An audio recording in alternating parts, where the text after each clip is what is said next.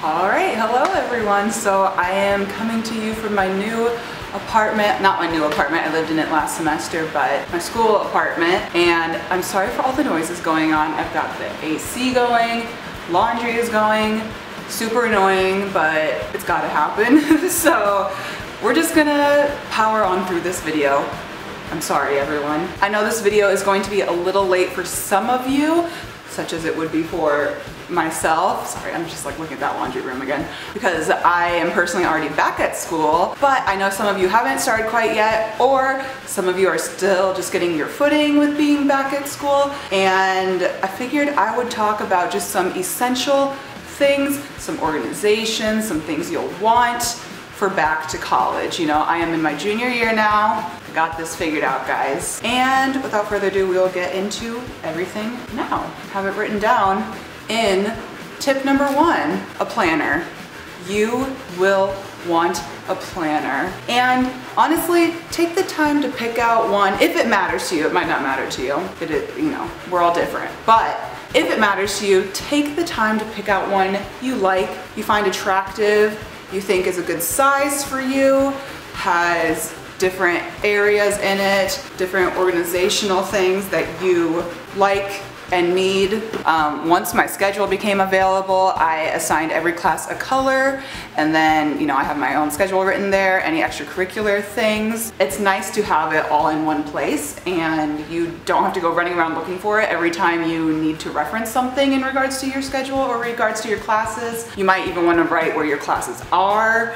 Just things like that are important to get down right away. But once you have that solidified, then you will go through your syllabus for, say, let's look at product development and manufacturing. For me, I assigned a blue color for that. So you're gonna go through and write everything in blue and just keep doing that. That way, when you're writing, you don't have to keep saying like, this is for 231, product development and manufacturing. No, you know that that's blue. Write the assignment, you're good, move on. So just go through your calendar for that class, or the schedule, I guess, on the syllabus for that class, and write that in, and then you'll have it all with you, and you will never miss an assignment ever again. As long as you write everything down completely accurately. You might want to double check. You'll also want some nice pens to write with.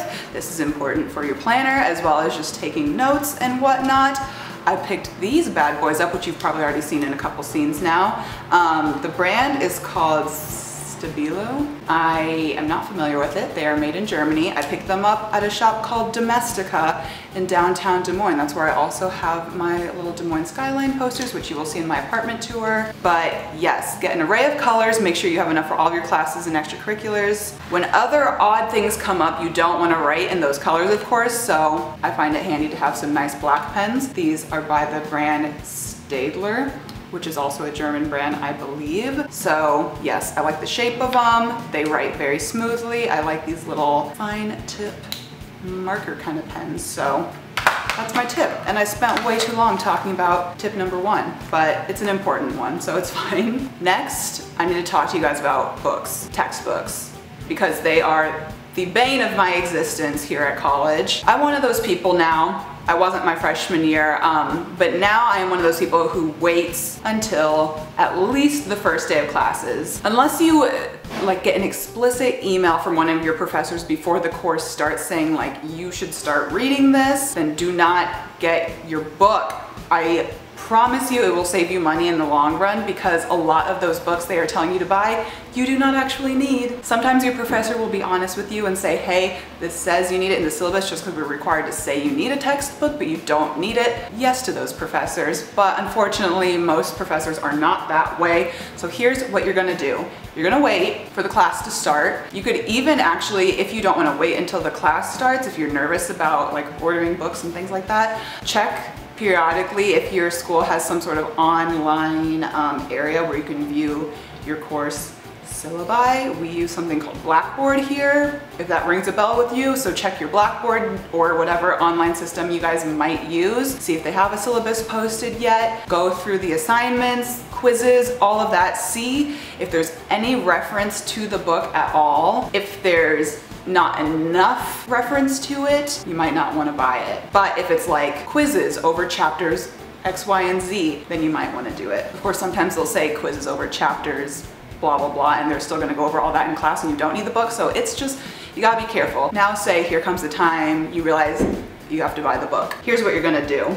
Before you buy the book, go to your school's library. Please use your school's library. They might make you take a stupid class for it. Retain that information from that library class so you know how to go through everything and find the books. Because this book right here, I did not buy this. This is like very nice, new looking.